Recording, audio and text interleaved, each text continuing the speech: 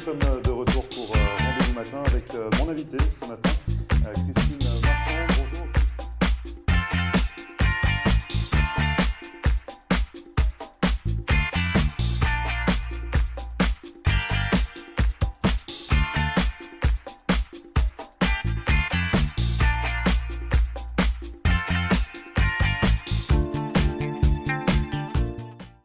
Bonjour à tous, bienvenue, merci de regarder Rendez-vous Matin. Nous sommes le lundi 24 juillet et ce matin, je vous pose une question. L'angoisse est-elle soluble dans l'art? C'est la question à laquelle nous allons tenter de répondre avec Lélia Mordoc, qui est galeriste et qui a deux galeries, une à Paris et l'autre à Miami.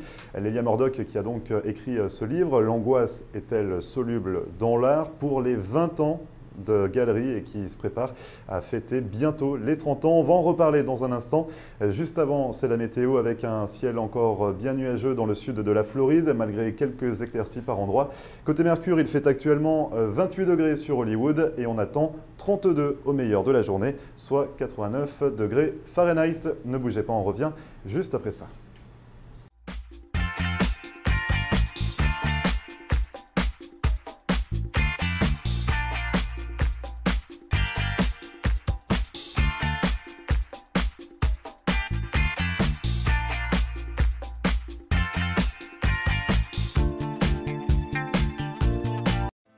Marcelle Poirier, avocate en droit de l'immigration américaine et membre du barreau de la Floride. Ma vocation est de conseiller mes clients et de protéger vos intérêts afin que vous soyez en mesure de réaliser votre rêve américain qui est toujours bien vrai et réel aujourd'hui. Surtout, n'oubliez jamais qu'un mauvais conseil légal peut vous coûter votre futur et celui de votre famille. N'hésitez pas à nous contacter par téléphone ou sur mon site internet à marcelpoirier.com et nous serons très heureux, mon staff et moi-même, de répondre à vos questions et de vous recevoir au cabinet, j'espère très bientôt.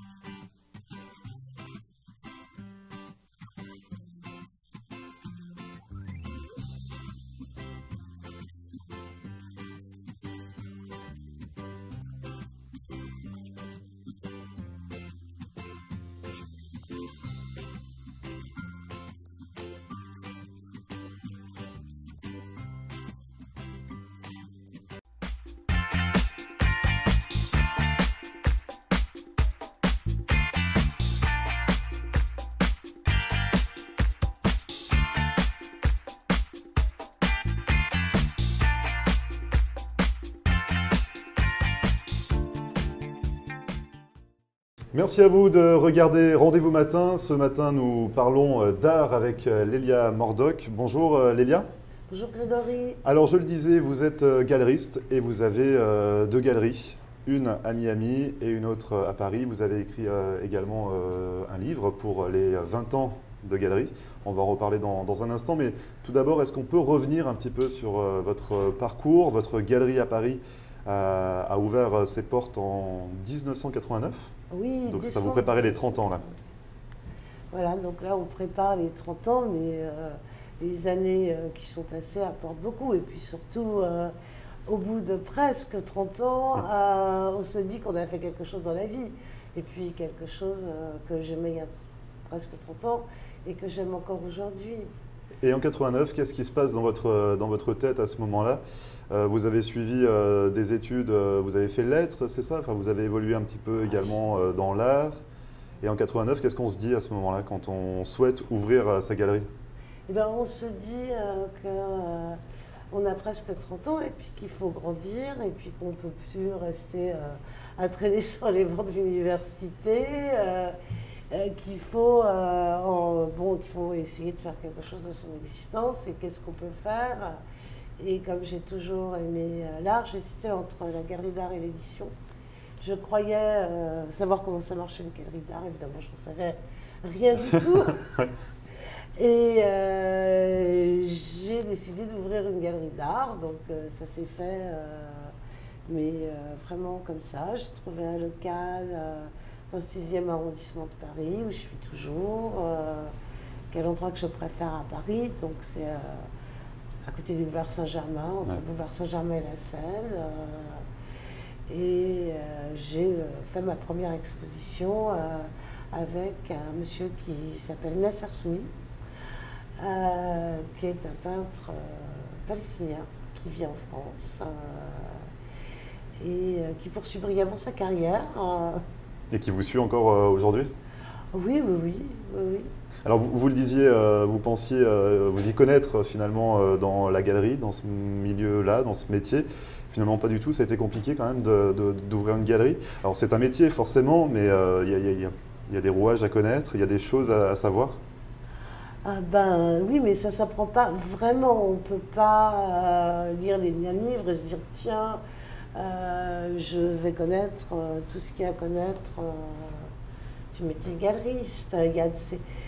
Il y a beaucoup, moi, il s'agit de quelque chose de personnel, il ne s'agit pas d'une industrie, même s'il y a deux points, on est ni à Gagosian, ni à Deus Repac, c'est quelque chose qui est vraiment axé autour de moi, autour de ce que j'aime, autour de ce que j'ai envie de faire partager, et j'expose des œuvres parce que j'aime ces œuvres, parce que pour moi, ces œuvres reflètent quelque chose d'intelligent de ce que nous vivons actuellement, de notre société. Et parle, alors ça peut parler pas de la société en général, ça peut parler de la vie, de la mort, ça parle très très souvent de la vie et de la mort. C'est les thèmes récurrents, au cours de vos expositions. Oui, oui, oui, pas en tant que tel, mais c'est quelque chose qui de toute façon se profile derrière pratiquement toute œuvre d'art, je pense. Et justement, les artistes, vous exposez toutes sortes de supports, on va dire. On peut voir des sculptures, on peut voir de la peinture, on peut voir des expositions sur verre. Enfin, vous exposez vraiment toutes les œuvres. Vous n'êtes pas cantonné dans un thème ou un autre. Alors moi, je suis très cantonnée dans ce qui me plaît, ce qui peut être effectivement très divers, puisque j'expose beaucoup d'art cinétique. Donc aujourd'hui, comme c'est pour moi la suite de l'art cinétique, beaucoup d'art digital. Alors art cinétique, vous allez me dire qu'est-ce que c'est? C'est quand vous avez l'impression qu'une œuvre bouge alors que c'est vous qui bougez. C'est une définition extrêmement stricte. Oui. Et à Miami, ici, on connaît surtout Ruggiero Le Parc, avec qui je travaille depuis longtemps, puisque j'ai rencontré avec Garcia Rossi en 1992, lors de la première exposition que j'ai faite pour Horacio Garcia Rossi, qui malheureusement nous a quittés il y a quelque temps. Et c'était Ruggiero Le Parc, c'est ça, qui fait des œuvres cinétiques? Alors Ruggiero Le Parc, je pense qu'aujourd'hui l'artiste cinétique le plus connu au monde. Et ça peut se traduire comment, vivant. pour qu'on comprenne un petit peu ce que c'est, ces œuvres cinétiques? C'est-à-dire que c'est une œuvre qui ne bouge pas, mais on a l'impression qu'elle bouge. Exactement. Mais c'est vous qui bougez. D'accord. C'est à voir avec le part, c'est à voir avec les illusions d'optique, c'est à voir avec quelqu'un que vous connaissez peut-être qui s'appelle Jacob Agam aussi, qui est aussi un très grand artiste cinétique. Que vous exposez également? Qui vous est arrivé d'exposer? Oui, ça peut m'arriver. Vous travaillez avec combien d'artistes? Est-ce qu'il y a un groupe qui vous suit depuis près de 30 ans? Ah oui, il y a des gens avec qui je travaille, alors pas depuis 30 ans, puisque les 30 ans, ils ne sont pas encore là. Pas encore. On ne fait pas les depuis anniversaires près de 30 ans, hein. Depuis près de 30 ans. Voilà, sinon, oui, bien sûr. Je travaille toujours avec Kevin Yu, un peintre chinois que j'ai exposé de Taïwan, que j'ai commencé à exposer en 1991, avec Yukio Imamura, peintre japonais que j'expose depuis, c'est pareil, 1991. Je travaille avec Emmanuel Fillot, Gérard Delafosse. Donc des gens qui vous suivent au fil du temps. Vous les sélectionnez comment? Comment vous arrivez à trouver des artistes à exposer dans votre galerie, dans vos galeries? Au bout d'un certain temps, de toute manière, tout le monde veut venir exposer dans une galerie qui a plus de bonne réputation. Donc il faut choisir après? C'est ça? Enfin, on arrive à un moment où on doit se décider entre tel et tel artiste? C'est un peu plus compliqué que ça parce que le nombre d'expositions par an il est limité. Par rapport au nombre d'artistes qui voudraient exposer, il n'y a pas de place. Parce que si on essaye de donner aux gens avec qui on travaille habituellement une exposition personnelle à peu près tous les 3 ans, il n'y a plus de place pour personne d'autre. Donc il faut quand même se dire laisser de la place pour de nouvelles expositions, pour des projets qui vont plaire, pour toutes sortes de choses. Donc il y en a certains qu'on expose moins, d'autres qu'on commence à exposer. Alors du coup, la galerie à Paris a ouvert ses portes en 89, on le disait. En 2007, pour celle de Miami. Oui. Qu'est-ce qui a motivé votre choix d'ouvrir cette galerie à Miami? Ça faisait très longtemps que je faisais des foires à Miami, puisque je suis venue ici pour la première fois en 1992. Et à un moment donné, j'avais rencontré Daniel Fierda, qui est un artiste de Miami, qui fait de très très belles sculptures, que je fais depuis très longtemps d'ailleurs, des sculptures et des peintures. Et il a bien voulu s'occuper de la galerie à Miami, parce que j'avais besoin de quelqu'un avec qui je puisse avoir confiance. Parce que c'est très difficile d'être dans un pays étranger, dont on ne connaît pas les règles, et de décider d'ouvrir quelque chose. Parce que bon, il y a énormément de choses qu'on ne connaît pas. Donc, je pense qu'il faut vraiment être aidé. Et ça a bien fonctionné.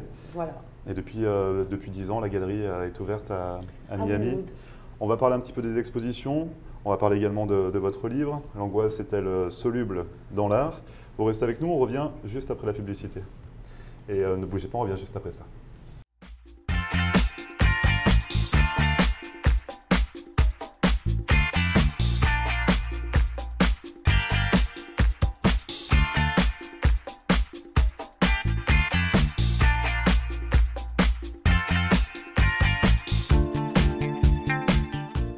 Le lycée franco-américain de Cooper City organise ses camps d'été à partir du 12 juin jusqu'au 4 août. Vos enfants âgés de 4 à 12 ans pourront ainsi bénéficier de nombreux ateliers, de la création théâtrale, de la danse, du jardinage, des cours de cuisine, de la gymnastique, de la pêche ou encore des activités aquatiques. Ces camps d'été offrent également des cours intensifs en français, espagnol et anglais, permettant à vos enfants d'acquérir ou de perfectionner ces langues tout en s'amusant. Pour plus d'informations et pour toute souscription, contactez le lycée franco-américain de Cooper City par téléphone au 954 237 0356 ou sur internet www.lycéefrancoam.org.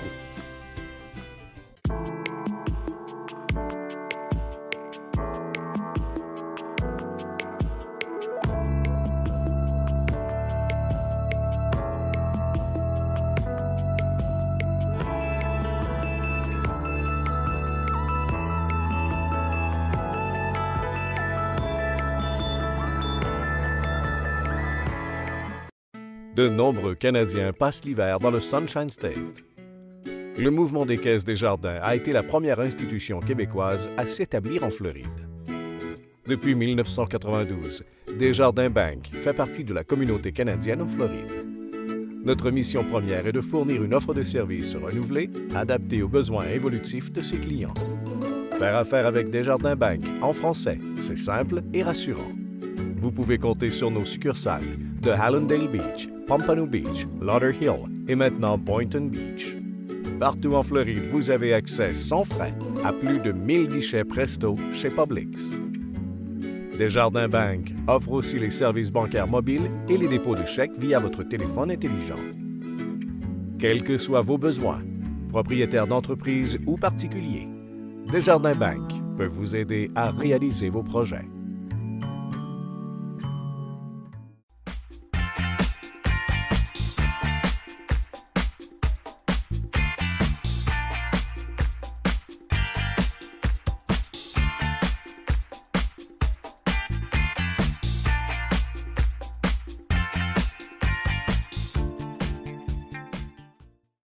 Et merci à vous de regarder Rendez-vous Matin. Nous sommes toujours avec Lélia Mordoc et on parle art et on parle de vos deux galeries, l'une à Paris, l'autre à Miami ce matin.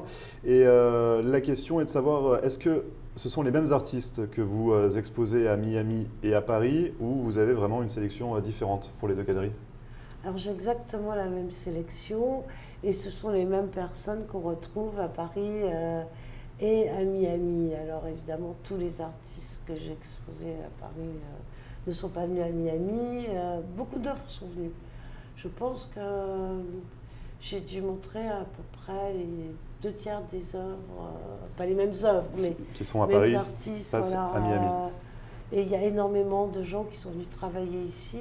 Parce que quand on vend des œuvres autour de 5 000 $, ouais, c'est pas la peine de payer le transport. Il vaut mieux apporter l'artiste que les œuvres. Et il crée sur place. Et il crée carrément sur place, ouais, les pièces. Ouais, on parle d'une dizaine d'expositions par an. Oui, à peu près. C'est ça? C'est un bon rendement quand même. Ça va vite.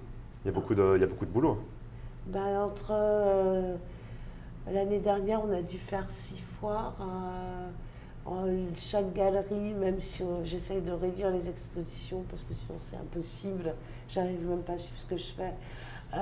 Il faut au moins 5 expositions. Ouais. Avant j'en faisais 10 par an, mais bon, maintenant que les galeries sont démultipliées, ouais, je fais moins d'expositions par galerie évidemment. Parce que sinon, on n'a pas du tout le temps de suivre ce qu'on est en train, ouais, de faire, quoi. Et est-ce qu'il y a une touche, est-ce qu'on reconnaît la patte un peu Lélia Mordoc quand on ne connaît pas votre galerie, enfin quand on ne sait pas qu'on va chez vous, est-ce qu'on peut vous reconnaître? Est-ce qu'on sait, on se dit, bah, ça c'est Lélia Mordoc? Alors c'est difficile pour quelqu'un qui vient de l'art cinétique à l'art digital en passant par la nouvelle figuration et le street art. Mais je pense que oui, parce que ce sont toujours des choses originales qui surprennent, qu'on ne voit pas ailleurs et qui ne sont pas toujours connues. Et justement, vous dites qu'on ne voit pas ailleurs, qui ne sont pas connus. Vous êtes assez fier quand même d'une exposition de... Alors dites-moi si je me trompe, de Michel Paysan. Michel Paysan, c'est des nanosculptures, oui, cinétiques. Alors non, non, c'est pas ça, je me suis trompé. Avec Michel, ouais, Paysan, ouais, la première nanosculpture cinétique, ouais, mais en fait il avait produit pour le Louvre avec le CNRS une exposition qui s'appelle On Lab, où il avait reproduit en nanosculpture une vingtaine, non plus que ça, une 60aine de pièces du Louvre. Et la nanosculpture, donc c'est un pistolet à électrons, voilà, sur une planche de... Sur une plaque de silicium. Sur une plaque de silicium. C'est assez, enfin, c'est extrêmement technique et tout le monde ne peut pas se prêter à cet art. Déjà, il faut des laboratoires. Ouais. Il faut avoir l'idée. Mais Michel Paysan a toujours eu l'idée de travailler avec des scientifiques. Donc, il faut avoir l'idée. Il l'a eu.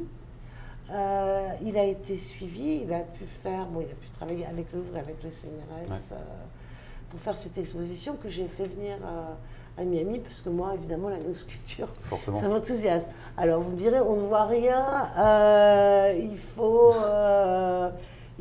des tablettes, ouais, il faut des microscopes, on ne voit rien.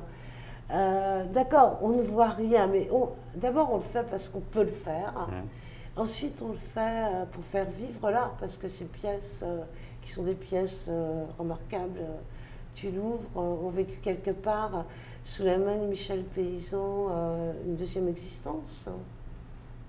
Et la vivent toujours. Et puis imaginons, je ne sais pas, quelle catastrophe absolue, si on a toutes les pièces du Louvre en nanosculpture, ouais, ben on a vraiment besoin d'une toute petite mallette. Et toute petite caisse pour les transporter. Voilà, sur la nouvelle planète. Est-ce que vous en parlez dans votre livre de tout ça? Alors, des nanosculptures, non, puisque c'est postérieur, ce sera pour le futur. Ce sera pour le prochain, pour les 30 ans. On va revenir sur les 20 ans de galerie. L'art est-il soluble? L'angoisse est-elle soluble dans l'art? Je vais y arriver, alors je pensais à l'eau, mais c'est l'angoisse est-elle soluble dans l'art? Oui. Un titre personnel, Lélia, par rapport à l'angoisse? Alors, par rapport à l'art d'abord, Par rapport à l'art. puisqu'on cherchait un titre pour ce livre.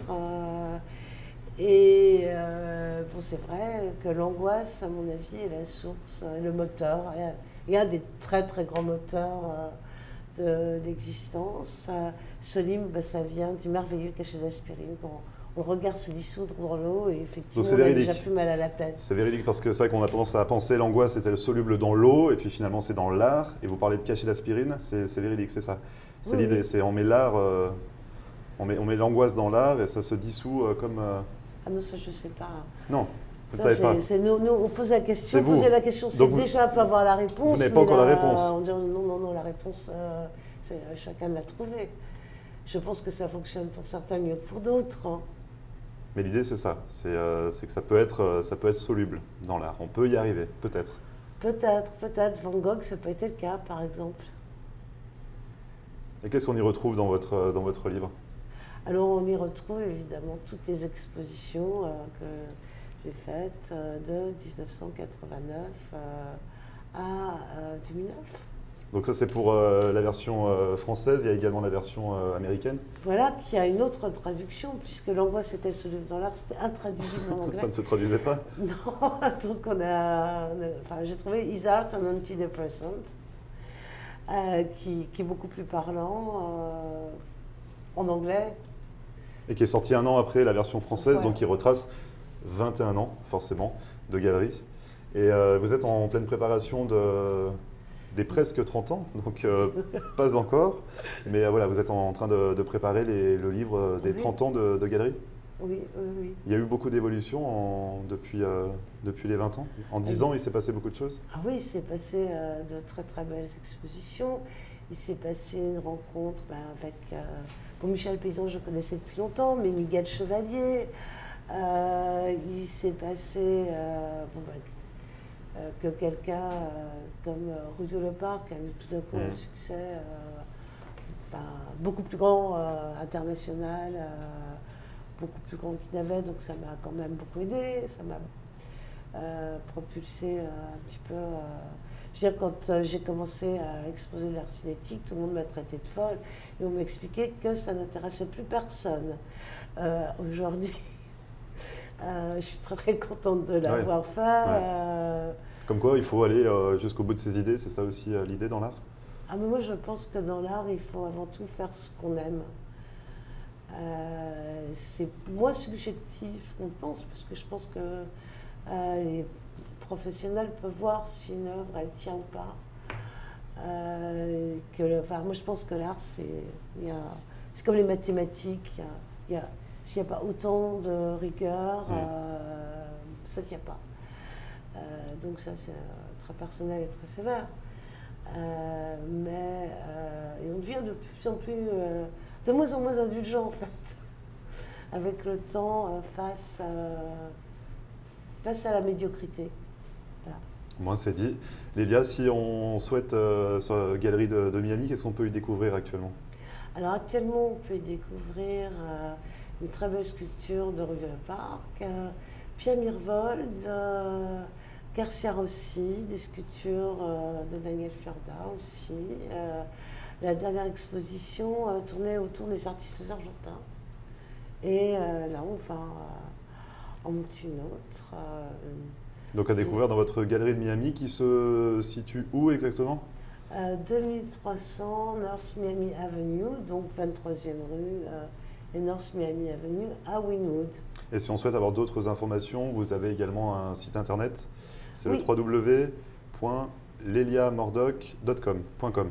Absolument. C'est et tout sinon, ça. on fait juste Lélia Mordoc sur Google. Et en vous demandant, vous avez un Instagram, Lélia Mordoc Galerie, vous êtes Oui. très connectés. De toute manière, nous sommes à l'ère de la connexion. Il faut. En tout cas, merci beaucoup Lélia Mordoc d'être venue sur notre plateau.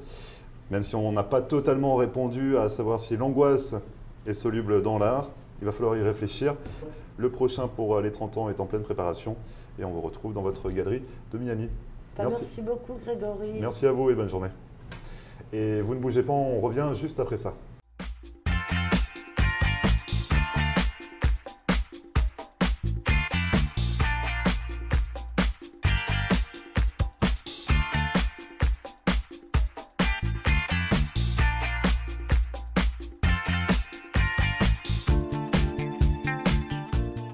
Le mouvement des Caisses des Jardins a été la première institution québécoise à s'établir en Floride, et ce, dès 1992. Vous pouvez compter sur nos 4 succursales et vous avez accès sans frais à plus de 1000 guichets Presto. Desjardins Bank offre un service bancaire mobile et le dépôt de chèques via téléphone intelligent. Quels que soient vos besoins, Desjardins Bank peut vous aider à réaliser vos projets en Floride. Faire affaire avec Desjardins Bank en français, c'est simple et rassurant. Marcel Poirier, avocate en droit de l'immigration américaine et membre du barreau de la Floride. Ma vocation est de conseiller mes clients et de protéger vos intérêts afin que vous soyez en mesure de réaliser votre rêve américain qui est toujours bien vrai et réel aujourd'hui. Surtout, n'oubliez jamais qu'un mauvais conseil légal peut vous coûter votre futur et celui de votre famille. N'hésitez pas à nous contacter par téléphone ou sur mon site internet à marcelpoirier.com et nous serons très heureux, mon staff et moi-même, de répondre à vos questions et de vous recevoir au cabinet, j'espère très bientôt.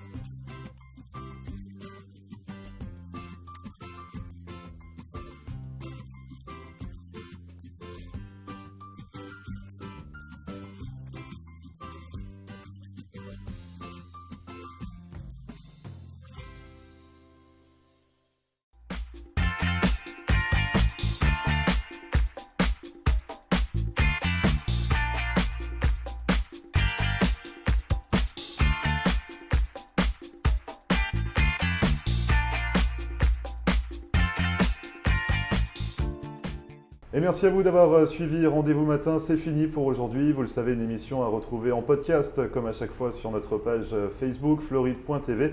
Et n'hésitez pas à nous contacter pour réagir à ce que vous venez de voir sur floride.tv@gmail.com. D'ici là, on se retrouve demain matin pour une nouvelle émission dès 9h. Donc je vous souhaite une bonne journée. À demain.